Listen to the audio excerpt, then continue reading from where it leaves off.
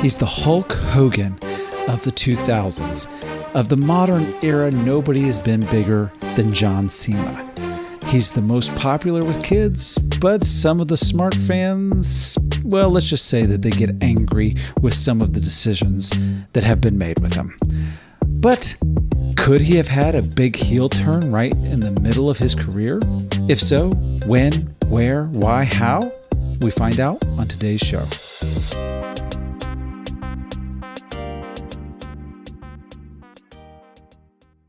Welcome to Rebooking the Territory. I am your host, Luke Thayer. So happy to be joining you guys today to talk more wrestling. And my guest today is the first three-time champion of the podcast. He is the manager of operations at Gotham Comedy Club, one of the best comedy clubs in the entire world, Andrew Schwartztol. Andrew, it's good to have you back. It's always good to be back. So happy. It's so good to have you on. And, more recently, I've been allowing some of the guests to suggest topics or to pick it completely. And it's been interesting to see what interests my guests, like what they would pick for themselves to talk about. And today, we're going to be talking John Cena, which not just John Cena, but you have a very specific time period that you want to talk about, which is kind of like giving him a heel turn. Not just like that little short heel turn that he had when he first was doing like thugonomic stuff, but like an actual, you've been a babyface for a long period of time and then a heel turn. But before we get to that, we kind of just need to talk about your relationship with John Cena, just how you have, as a fan, as an observer, as a wrestling mind, have looked at him. It's not the most loving relationship. It's interesting too, because I was even surprised that I even said John Cena. I mean, if we're talking about like, if we rebooked you asking me for a suggestion and of someone that you had a loving relationship with, I would probably say the Bushwhackers, because they licked me repeatedly and I just love them. Did they actually lick you, by the way? Yeah, they did. I remember house show in Miami at Miami Arena, like 1992. My dad didn't know that much about wrestling, but great dad takes me. Amazing, by the way, super close. I saw Savage versus Flair. I mean, it's incredible, incredible. But like my dad knew, the only thing he really knew about wrestling was that there was this tag team, the Bushwhackers, who would lick your face. So when they started coming down, my dad like grabbed me, like just made me and him, grown man, 52-year-old man, and we were just getting licked. But anyway, that might be a deleted episode. That's what's amazing is that you saw Savage Flair. Yeah. You've been there, you've been licked by a bushwhacker, and the topic you pick is John Cena. Which is so much more modern. I'll just give a quick aside here, which is John Cena this is one of those topics where I can't say I'm too old for it.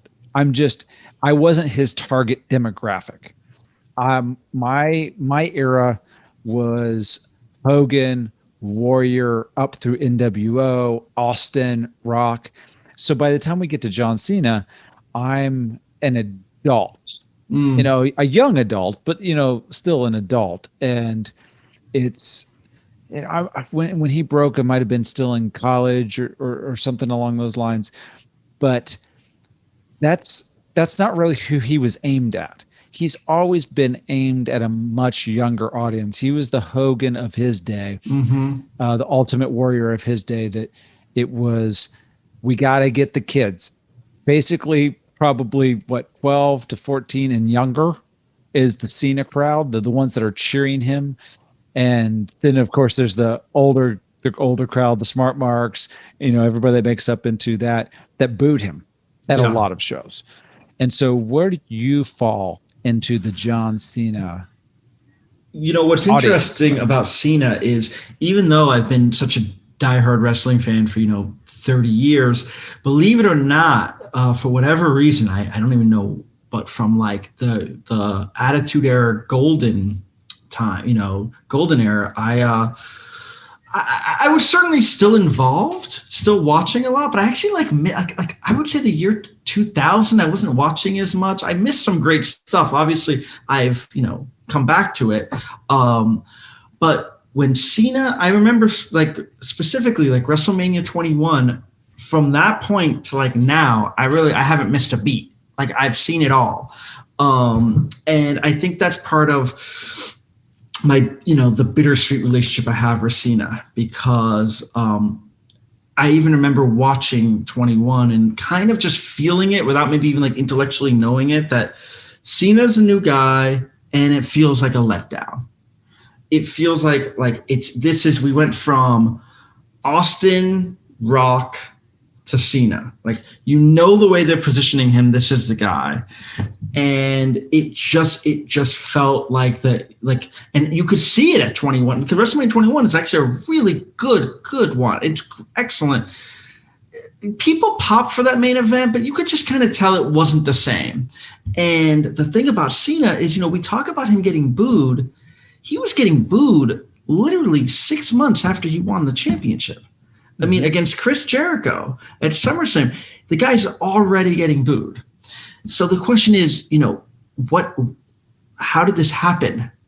Like, A, how did they miscalculate this, right? And then B, why did they stay so long with this guy? And, it's going to be fun to talk about it.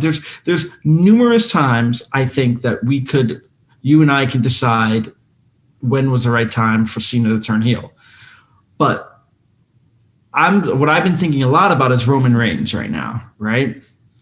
What they have been able to do with him as a heel, one of the great heel turns, I would say, ever. Like, maybe it's another conversation, but one of the best heel turns I've ever seen. But it wasn't just that they did a heel turn. The whole point of a heel turn is when a character just needs to evolve, right? I mean, if you look at a guy like Big Show, they did a million heel turns with him, but it never really mattered, right? Because he never really changed. So it's not going to stick. So, I think the question is going to be, it's like, not just when could have we turned Cena? Because I think the obvious one people say is during the Rock matches. But I think it might have been too little too late at that point. I don't know if it even mattered. We're talking about 7 years after he won his first, 7 years after getting booed for the first time.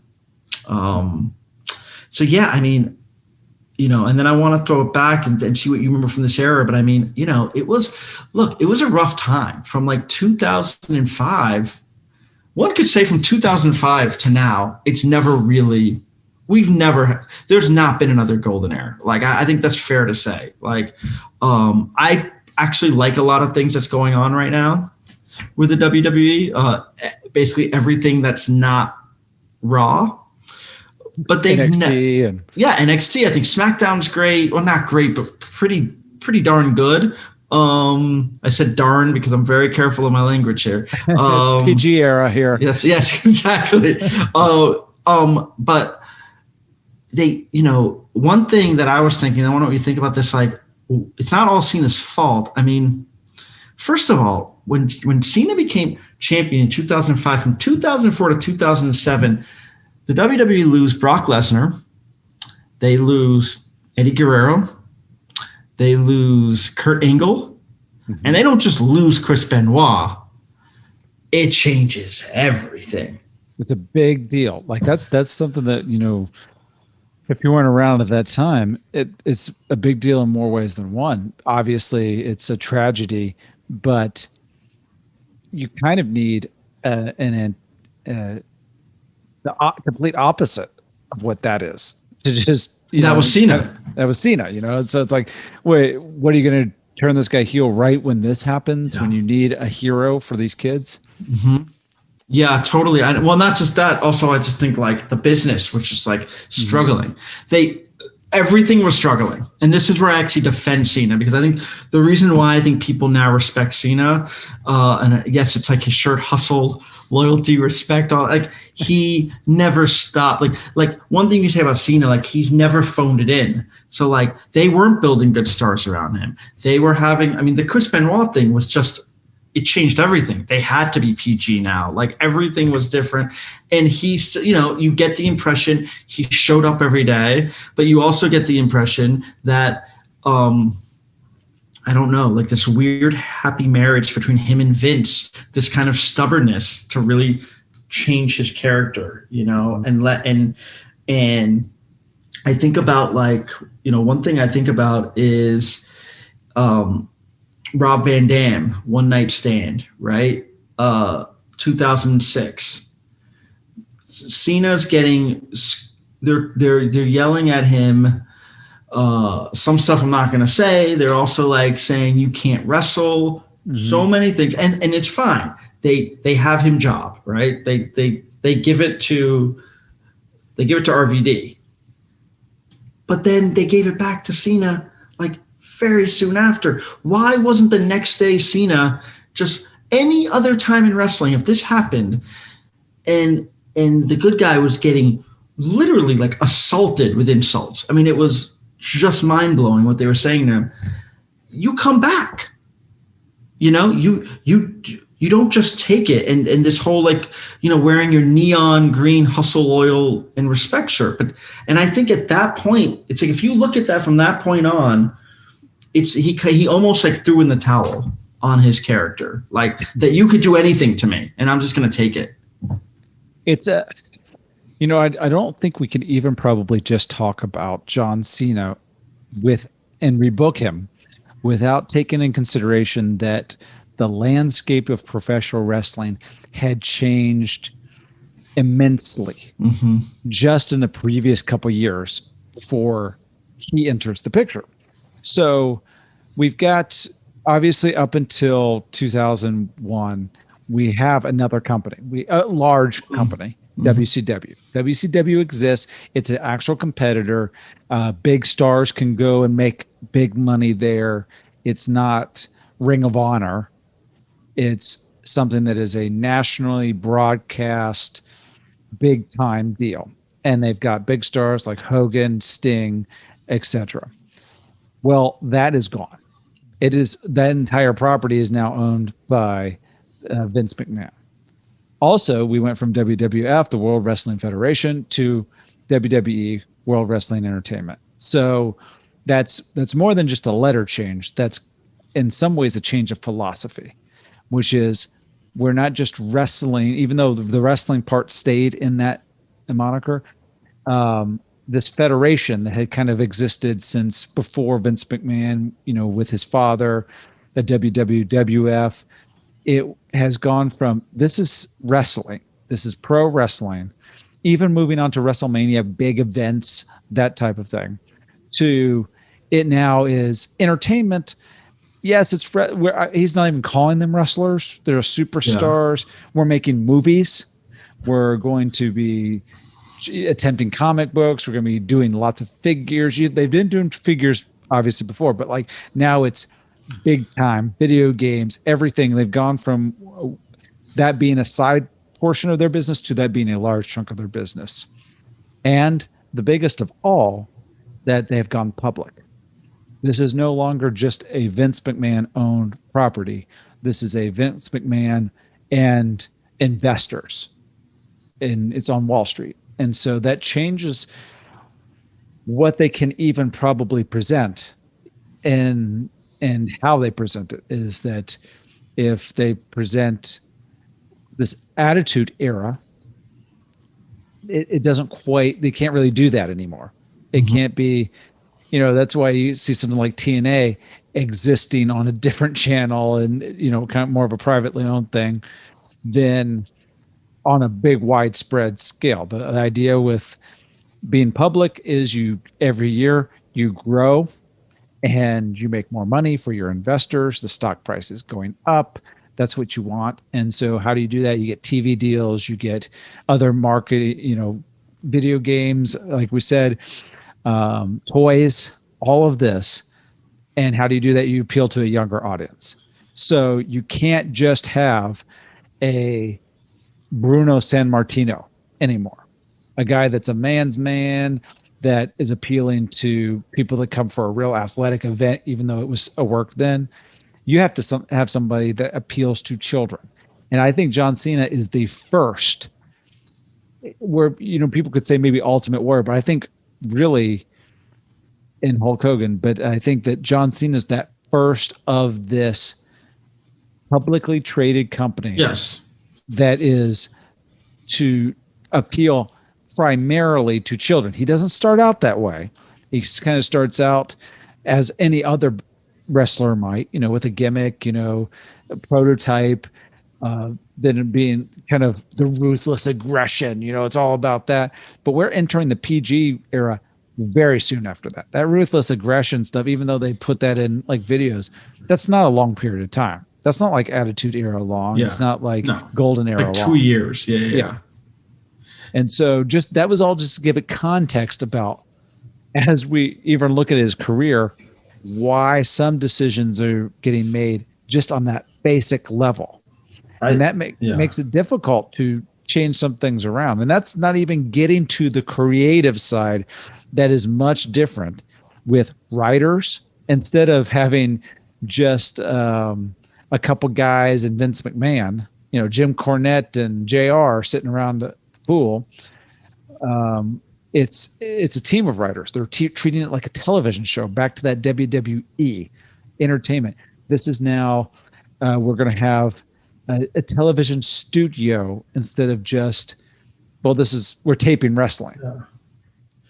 I think that's right on the money. I think it's, you know, but what's really interesting about what you said, I agree with everything you said, but what I find, it's like this like catch-22 about that whole time is, I agree, WWE as a publicly traded product was not complacent at all, right? Probably busier than they've ever been.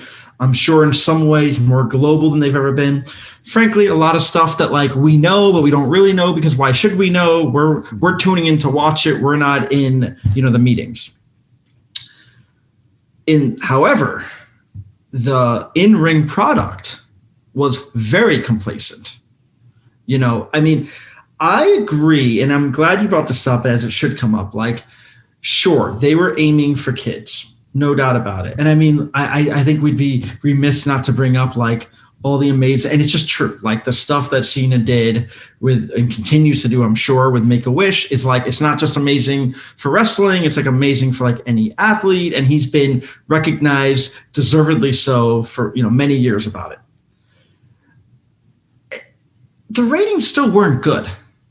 You know, the attendance was still way down. So it's like, I get it to a degree. You're targeting this audience, but exactly where are they? And it's not about that they necessarily faulted Cena in the beginning. I think they faulted by never really wanting to steer course. I mean, you hear about a few things, how in 2012 they were really close to doing it, even 2010 with Nexus, really close to doing it, but they never got there. And I use Roman Reigns as the perfect example of why, I guess, like they learned their lesson and they made good by finally realizing, look, we can turn Roman Reigns and still sell a bunch of merch. I mean, one of the most brilliant things about what he's doing right now is he has like 4 different t-shirts that are being sold right now, all about, and it'll just be like something he said on SmackDown and now it's a t-shirt. It's unbelievable. And here's the thing. I'm not privy to the numbers. I don't know exactly how much they're selling, and meaning I don't know if 9-year-olds are buying this, but I'll tell you what, 14-year-olds are. Mm-hmm. And I also think like if you look at the Attitude Era, I mean, like, yes, you want to have those little kids still, but you can get a lot of traction by appealing to the 14, 15-year-olds. I think that's where those are the guys and gals who left, because you and I, we're always sticking around, right? We're not going anywhere. We're lifers. Yeah. You know, I'm wearing my Peach Pit 90210 shirt. I'm very cool. I have quite a life. I'm always going to tune in and watch this. It really doesn't matter. I mean, it does. It actually doesn't matter.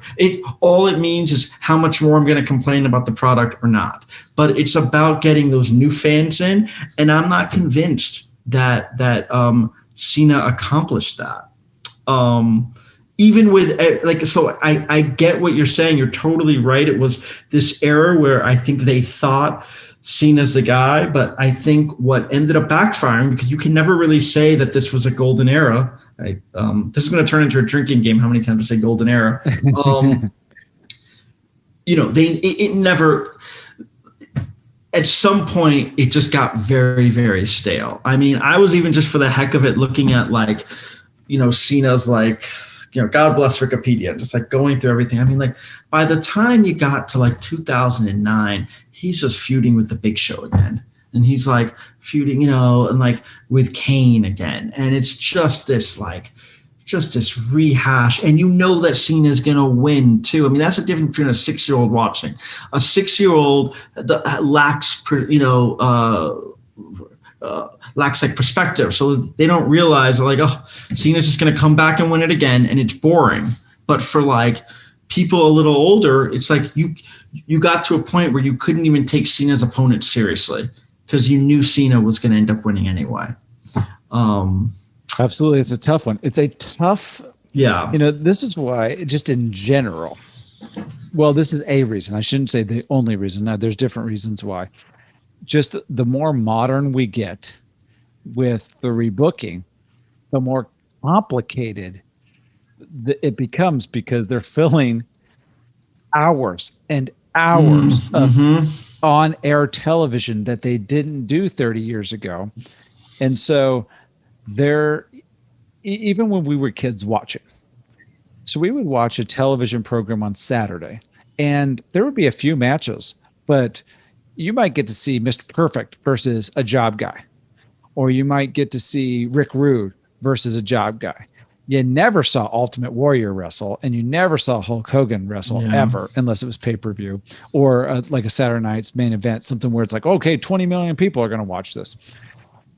So you might see Bushwhacker Luke by himself, just licking. He's licking himself. Versus somebody else. And so that's what we got. And then a lot of promos, and we got about an hour of that show per week, and sometimes it's just clips and some highlights of some house shows. They might show a little something, but now there's so much television that they're filling, plus pay-per-views, which is the pay-per-view schedule. It's not like the big 3, big 4 anymore. It is, there's one every single month. Yeah. And you have to have matches for not only that, but all of the Raws and all the SmackDowns. There's obviously been times where there is a difference between Raw and SmackDown. They're split. There's times when they're not split over the years. But essentially, let's just say you're on Raw. Assuming we're split all of those years, John Cena was there. He's just on Raw. That means they have 3 hours of that Raw to fill.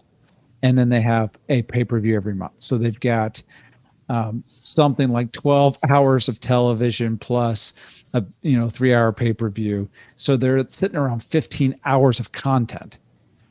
Well, your big star is going to fill up an hour of that, maybe. Maybe they try to do a little more with promos, with matches, with everything involved, interviews.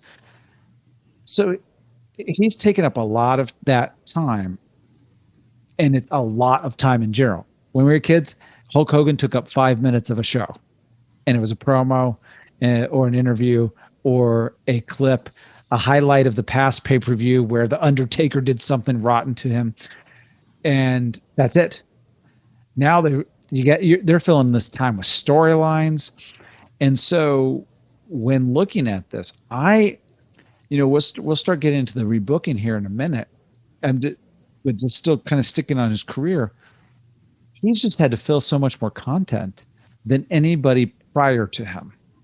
Like even the Stone Colds, the Rocks, they didn't have to fill up as much content as John Cena. He's like the first content creator of wrestling. I think that's a great point. Actually, like I'll say this too, just to quickly like give him the praise he deserves. He got better as a wrestler. Clearly, he got better in all facets, right? And that's why people like him a lot more than they used to. And supposedly he's coming back in a month, and I think it's like people are excited, including myself. He I mean, Jesus, he wrestled so much. I mean, and he was in some grueling matches, you know? I mean, yes, they got rid of blood, but he was still in really like, you know, Hell in the Cells and ladder matches and anything you could think of.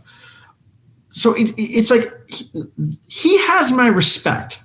Mm-hmm. Cena, well, he has my respect. I think like, and I'm going to keep going back to Roman Reigns, that like, I think Cena got it seems like that he got a little too protective of his image. I think he was concerned that it would somehow interfere with all the amazing Make-A-Wish stuff he was doing.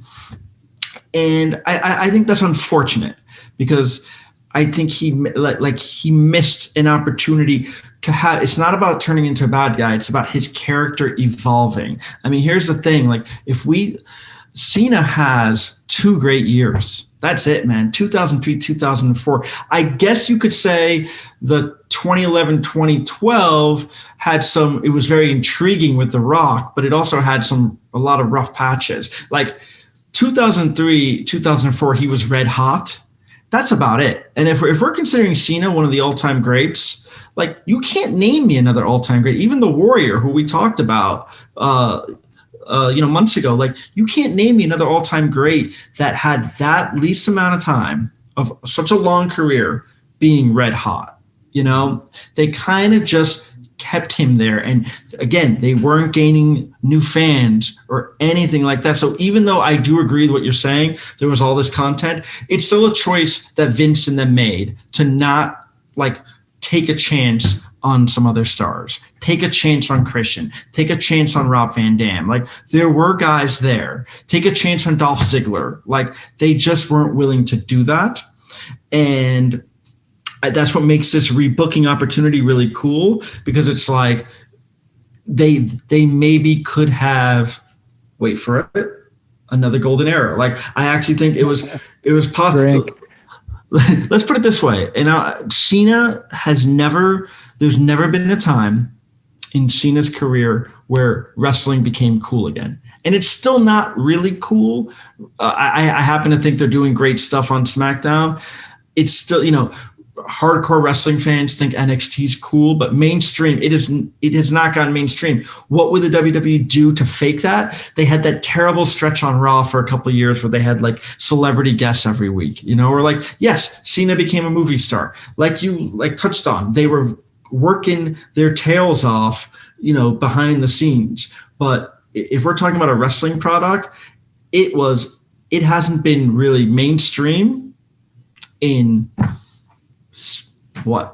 18 years, and Cena is, I mean, so so I think it's a cool opportunity to think about not only when Cena could have turned heel, but when his character could have evolved into something else, because there's really nothing, like, there's Thugonomics, and then there's this Cena, and there's nothing else.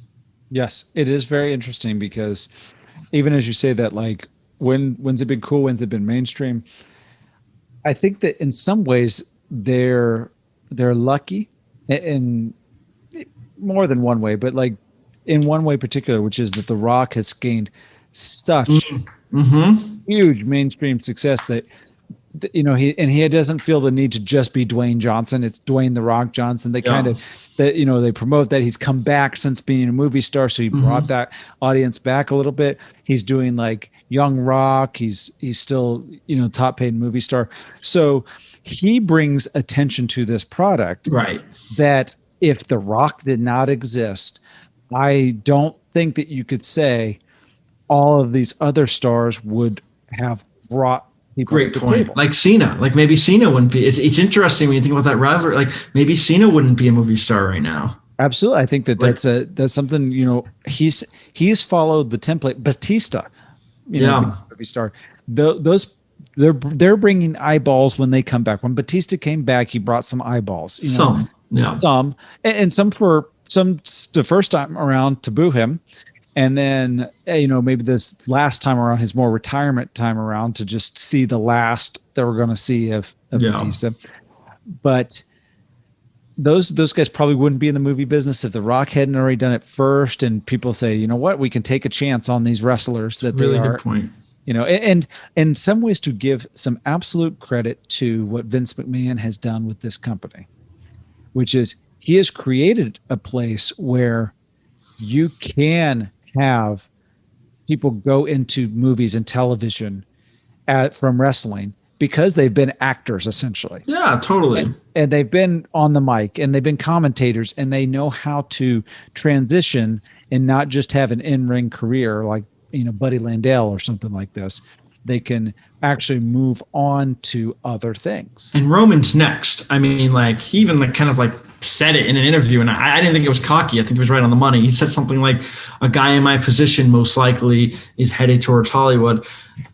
Absolutely. So like it is cool that exists, but I gotta be honest, you just saying all that, I actually like, I don't know if I can articulate why, but I found that all a little depressing. I agree with you, by the way, but I found it all a little depressing that like, that it's not about what's happening.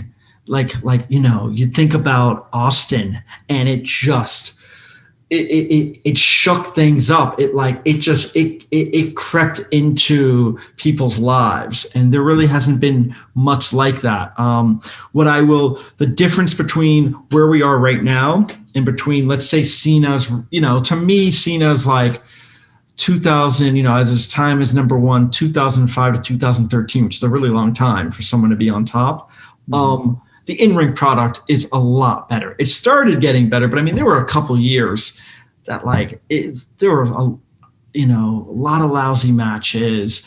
I think the in-ring product is like in some ways the best it's ever been. I mean, it's just like at times it's like world class in my opinion. So at least as a fan, you have that. I feel like you didn't even really have that, Cena. So it's tough. It's funny because you asked me. I thought I had a more positive outlook on Cena before I started, talking to you. Like he has my respect. I guess he goes down as an all-time, he's definitely not in the top 10 in my opinion. And again, he's a 16-time world champion. It's weird for him not to go down, just like Randy Orton. Randy Orton's a 14 or 15-time world champ. He's probably not even top 25. That's weird in itself. And that says a lot about that time, that they were just playing hot potato with the belt. And, Orton's another guy whose character, actually it has developed, but it took a long time to get there. So yeah, really stale creative time, but what do you got? I mean, I got some ideas. I mean, we can save them. And then, as I've mentioned before, if we can get Doc Brown over here, jump in that, jump in the, I know it was a DeLorean, but wasn't it really like it always felt like it was like a Chrysler. Jump in the Chrysler and let's change it up. This is the really, this is the low rent or the don't sue us version of Back to the Future. Yours is like Returning to the Past is the name of your movie. Yeah, and exactly. Returning to the Past. You can see me. Returning to the present. That's what it is. Yes, returning to the present. He's driving a Chrysler. Yeah. And he has to go 77 miles an hour because it's a Chrysler and can't go 88. Yeah. So, all right. And it's all about wrestling. It would kill at the box office. Yes. I believe it would have been good. Bomb. It would have been good pandemic fare because everyone's standards went down a little bit. But it's coming back now, baby. Yeah, so it is. It is. It can't be made now. You had to make it a year ago. So it's interesting. Like even when you say depressing, I feel like I wonder if someone like Jim Cornette's like, that's what I was saying about the Hulk Hogan era. It was a depressing time, Yeah, but the difference between the Hogan time and this time is actually, and I'm glad you bring that up. It's really simple, right? It worked. Mm-hmm. Like it was huge. God, like you can't debate that. It just absolutely worked. Cena didn't really work. I mean, it just doesn't seem like it. Let's put it this way: it's just hard for me to say someone worked when it would have been completely understandable if they just pulled the plug on him at any time. They couldn't pull the plug on Hogan in 84, 85, 86, 87, 88. And I mean, you just couldn't do that. I mean, it's funny with this rebooking, it would almost be interesting to think about what would have life been like without John Cena, right? And that's interesting. And I'm not sure if it really would have been a big deal. I mean, we don't.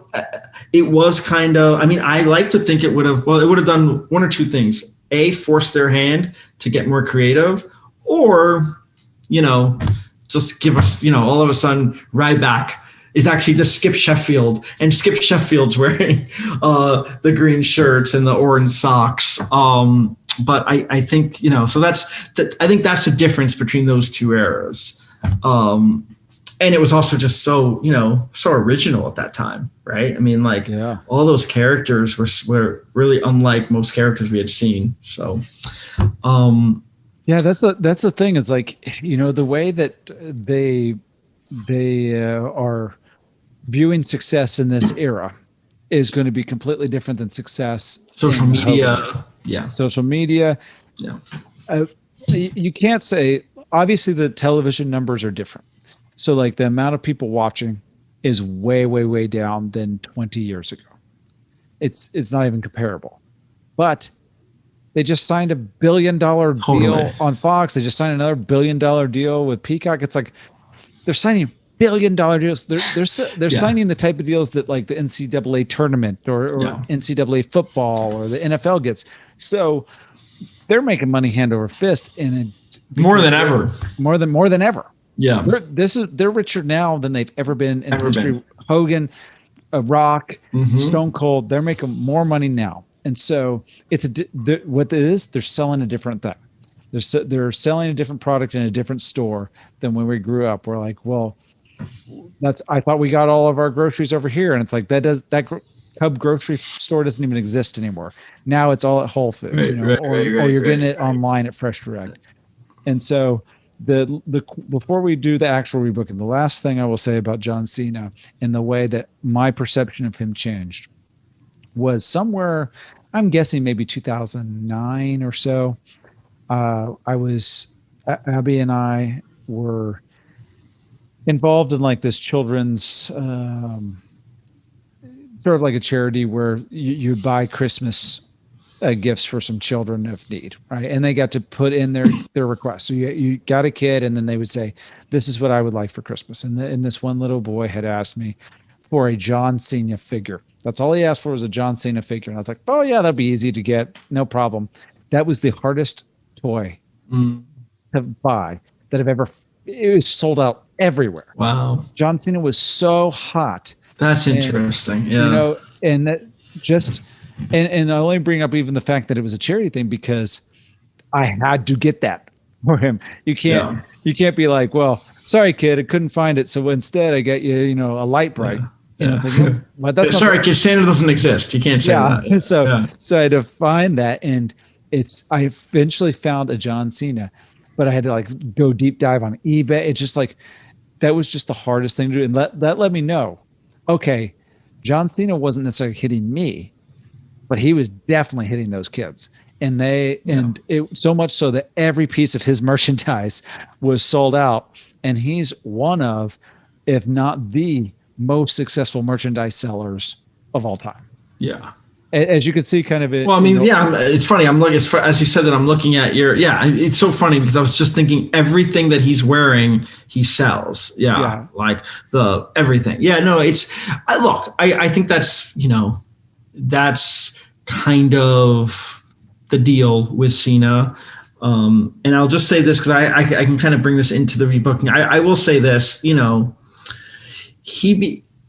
thanks to CM Punk in 2011. I mean, look, he had a great angle with CM Punk. He had some good stuff with Edge before that, actually. The Rock stuff, some captivating, especially the promos were, I will say, Luke, captivating at times. So it's not like this guy, as we were saying earlier, didn't, improve and didn't give us some moments, but he never gave us that. He never gave us, I think actually Jim Ross just said this too, that it's crazy that they never turned Cena because, again, you look at what they did to Roman, they just never took a chance, and it's frustrating. Well, let's do it. Let's turn him or not turn. We'll see. So there's two options I have that I want to just throw at you, and I'm just going to give it to you without explanation. Three, actually, I guess now. The first one, most unlikely one, is that four options, actually. First one, most unlikely one, is that we just eliminate Cena. But after you told me the story about the kid with the toy, let's keep him around. So forget that. Okay. It touched your heart. It did. No, it did a little bit. The other one is kind of similar. We just don't do anything, right? We just because what's the point of making a turn if it's not going to achieve anything? It's just to do it. Then there's two that I have in mind, because one could say you could have done it any time, but there's two in mind. The one I kind of touched on earlier, it was early, so he could have easily turned face again. But the night after One Night Stand, there's no reason to just not go on a tirade about Philadelphia. And I'll tell you what I was thinking, what you could have done at that point. I don't know what Heyman was really doing, but I don't think he was doing that much. He was a part of that pay-per-view. Have Heyman turn on Van Dam and side with Cena. This is years before Lesnar comes back. Mm-hmm. Who knows? Cena could easily be back to his old self. So that's one. And then the other one, though I was tempted to go with the one about Nexus, they teased us so many times. It looked so likely. I think the one that might make the most sense besides the Rob Van Dam one is Cena after The Rock. Beat him the first time. Cena cheats to win the second time. I was thinking without even outside help, I don't know, something old school. Like he takes off he exposes a turnbuckle and he wins that way or something.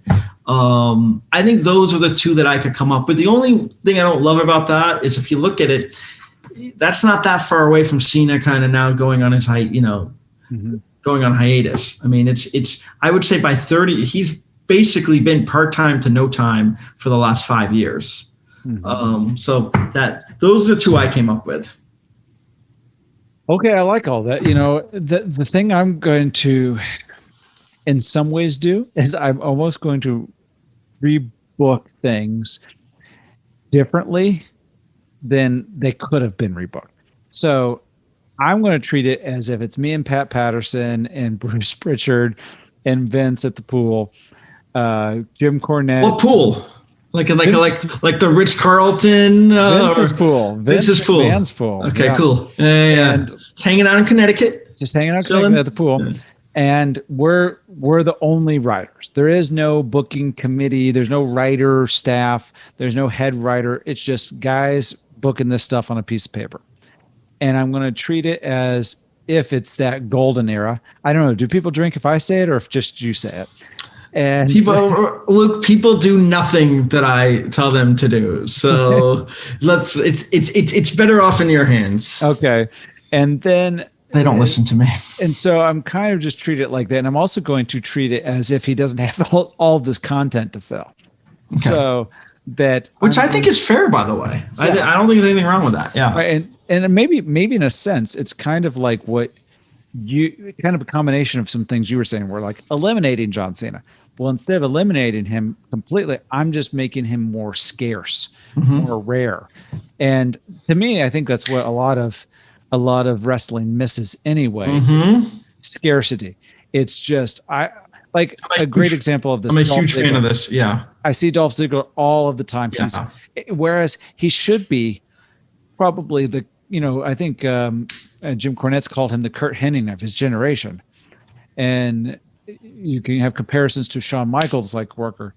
And instead of being that top guy all of the time, he's just used so much that it doesn't matter whether he wins or loses. He's just going to go in and give you a great product in the ring. And gets you through segments. But maybe is taken a little bit for granted as amazingly good as he is. I just want to piggyback on this for a second because I totally agree with you. And I said this on another episode I was on with you, and I didn't mean it to be a joke, and it wasn't a joke, and it's still not a joke. But when Roman was diagnosed with cancer, it like unfortunately did him a favor, just creative, like just from a creative standpoint. Yeah. I remember thinking before that, I do not believe I wished cancer on him, but I do remember thinking, God, I just want him to get injured, which is a terrible thing to say, but also like again, a fan wearing a Peach Pit shirt. Like, who cares? There's a like I remember thinking, oh my God, he's on every pay-per-view. He's everywhere right now. He needs a reset.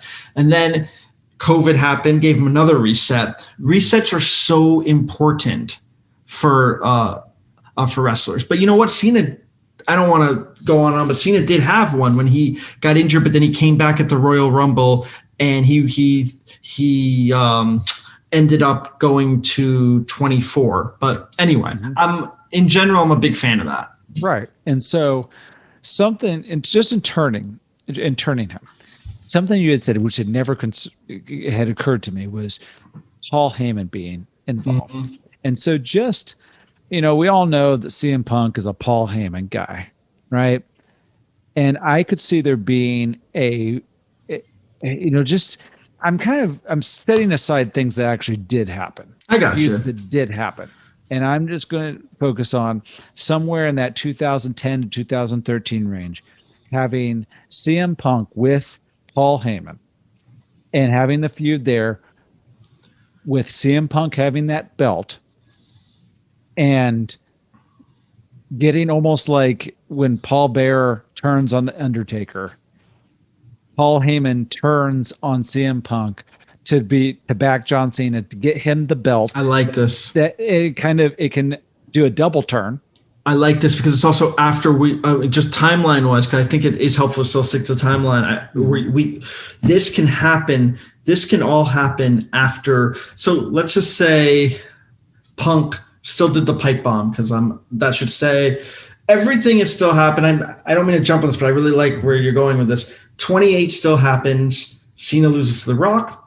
But remember, CM Punk had the title at that moment. And after 28, he was not a heel quite yet. They did it a little later that year. I love what you're saying. Have Cena, wow, I didn't know this was going to be that easy, actually. Have Cena turn, Punk turns, whatever, it's fine. At that point, Lesnar is back, but he's not even with Heyman yet. And now you're building towards Cena Rock at 29. Mm-hmm. And now Cena has the belt at 29. And Rock, and he's a full-fledged heel. Yeah. I mean, I love it. I mean, full-fledged heel. He's got Heyman in his corner.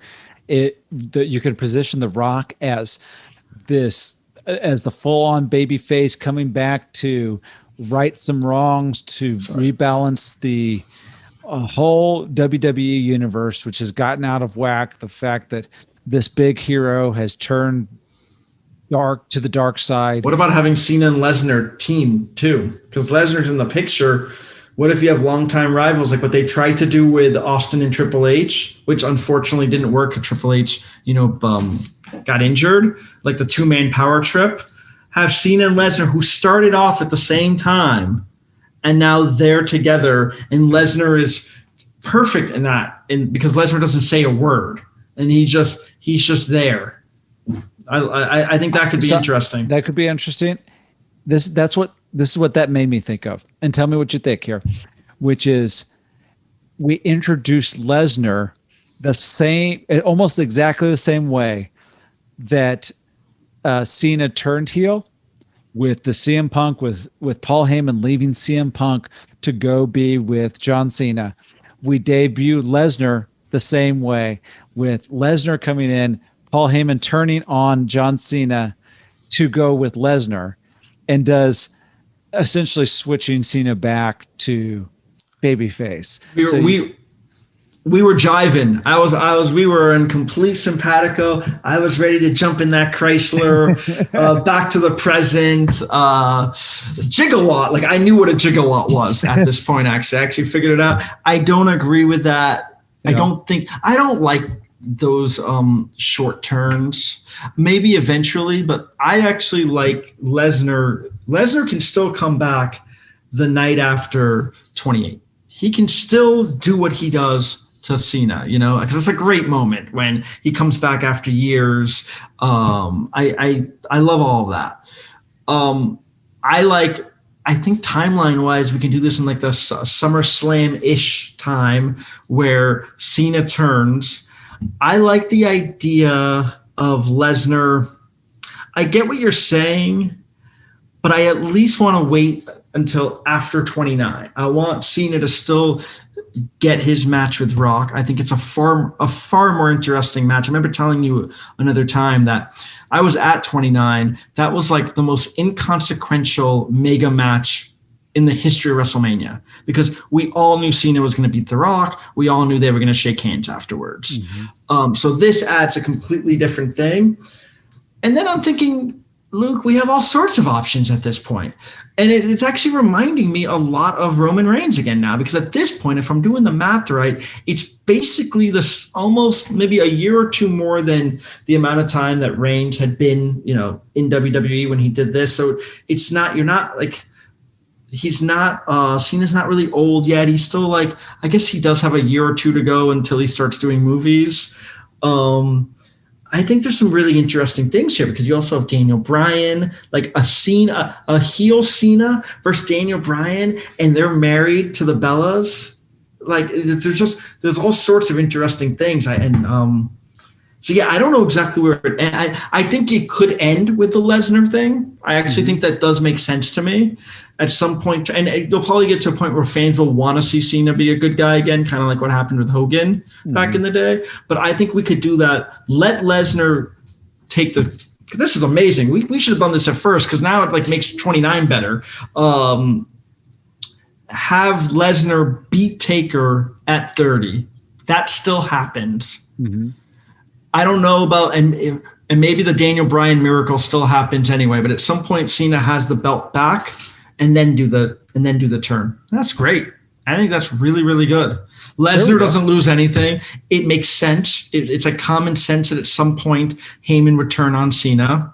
Mm-hmm. You got a good, what do we get? We got basically 2 years out of it, which seems like more than enough, right? People would probably start getting tired of it after 2 years. I do think that when you're talking about John Cena being a heel, I think you've got a maximum 2 years with that. Yeah. I probably not even that long in this type of era, but maximum where you can have and the way I like it, develop a story, allow it to breathe a little bit and not be a kind of a big show. Hey, every quarter we're going to be doing a turn, And you got to take some chances too. I mean, I think what would be interesting too, and again, I'm going to keep saying this, but it's what has made Roman so amazing is that they didn't just turn him heel.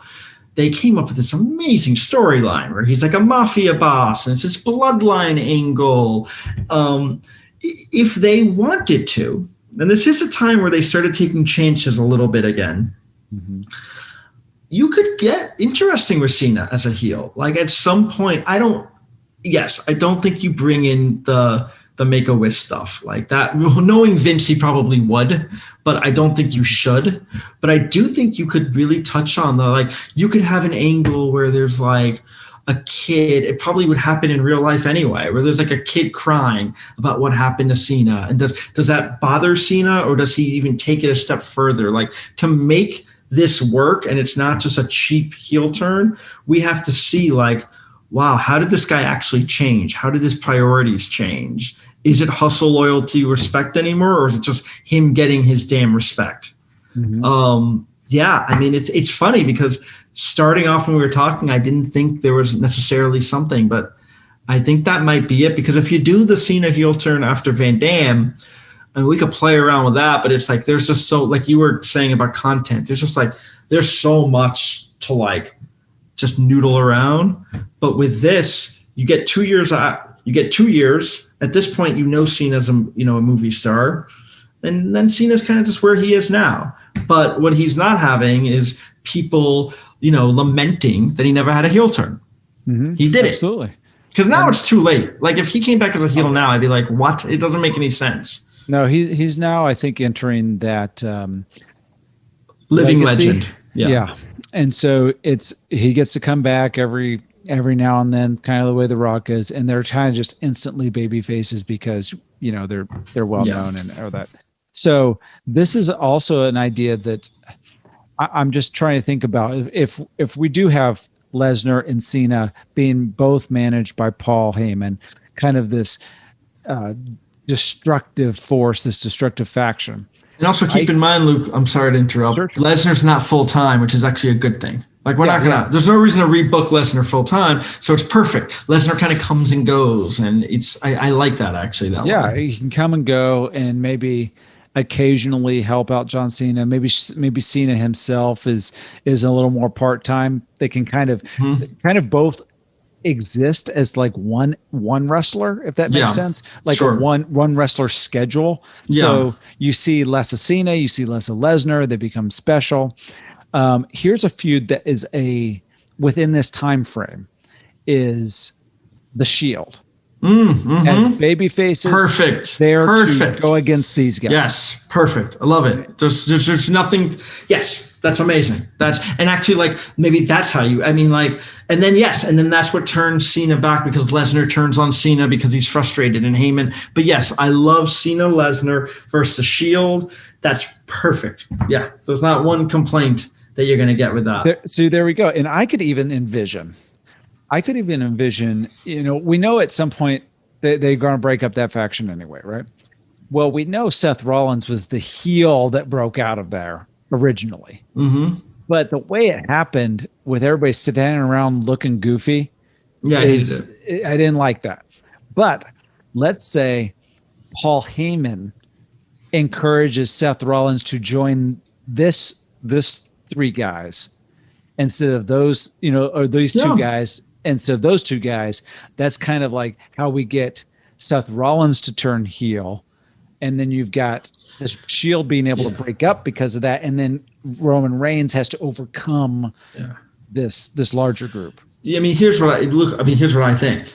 Everything we're saying goes to now makes it clearer to me than ever that they should have done this. And it's because you have options. You got things happening. The problem with Cena for so many years, until really the CM Punk thing, but for a good 3 years, which is a long time in wrestling, they were just going in circles. There was nothing, rehashing old feuds, saying Super Cena.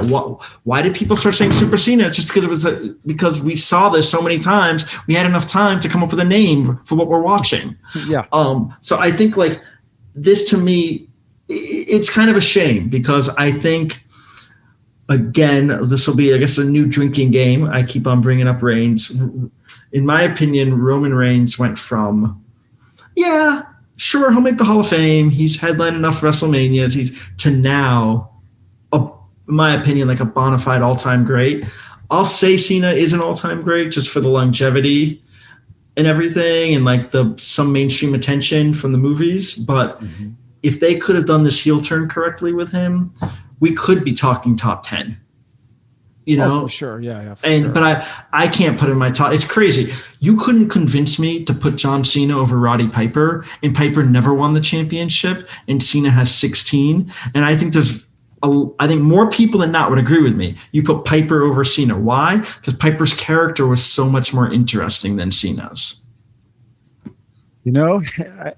It's hard to go back and say that you're wrong, but it's also, I have no idea what the kids of today are going to be saying. No, I don't care about that as much as maybe I should. But well, I don't think the kids, that's a good point, Luke. Like, I don't know what the 6-year-old Cena fan from 2007, now like 21. Yeah. I don't know what that fan would say. Yeah. It's a good point. I don't know. It's hard, but all I can say, we're rebooking this the way we wanted to, and it really works too. It's very fluid. I'm surprised. I feel like it was much more smooth than I thought it was going to be. Well, on this particular topic, I think just kind of remembering what Cena has done in his career, and he's a very accomplished guy. Yes, but also just going, where could we insert a different level of creativity or a different direction in creativity, let me put it that way, than maybe what was allowed to happen at the time.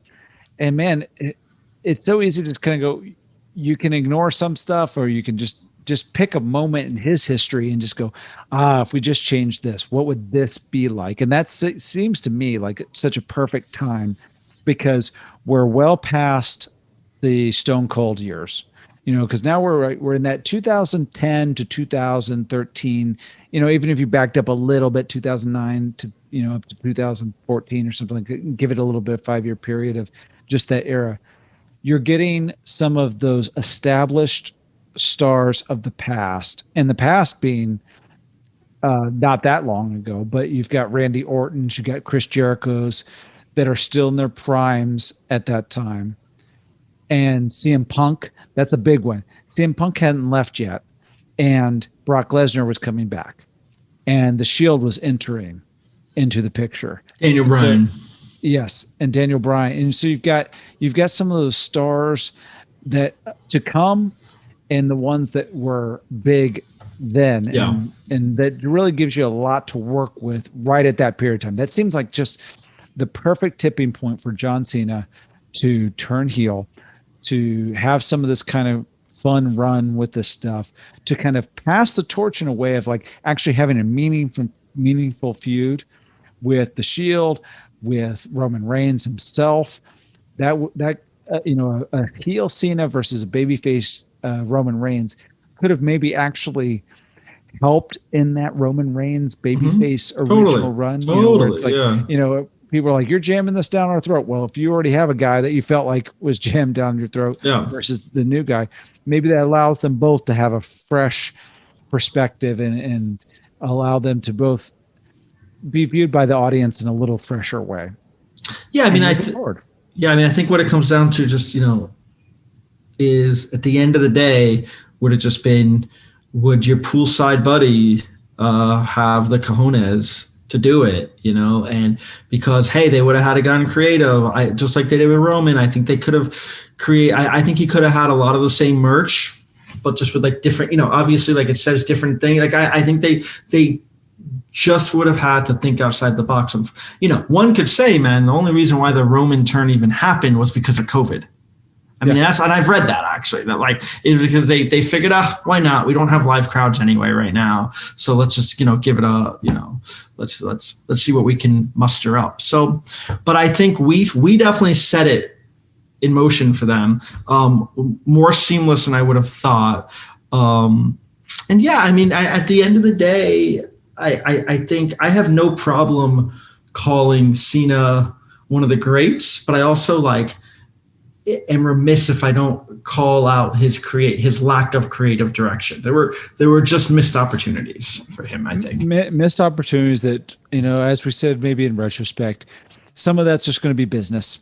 We didn't even fix everything. What we did, there's still some bad years he had, but whatever, that happens, Sure. And so I just like that we gave him a different run than he had by giving him a heel turn, and that's basically what this episode's going to be called. It's just John Cena, his heel turn, John Cena's heel turn, and so I think we infused some of our wishes, and I think probably what a lot of people had wished, gave him a little bit of a feud, a little bit of fun, maybe a fun way to have that turn, maybe a fun exit for that. So there. I'm glad we talked about him. Because I also think I'm glad I picked it, but I'm just saying, next episode, bushwhacking, and it'll be called bushwhacking. Bushwhacking. No, but I just think he is partially because of, I think, some missteps. Like, he is a fascinating character. I kind of think he's a fascinating person. So, he definitely he took up a large period in the annals, so.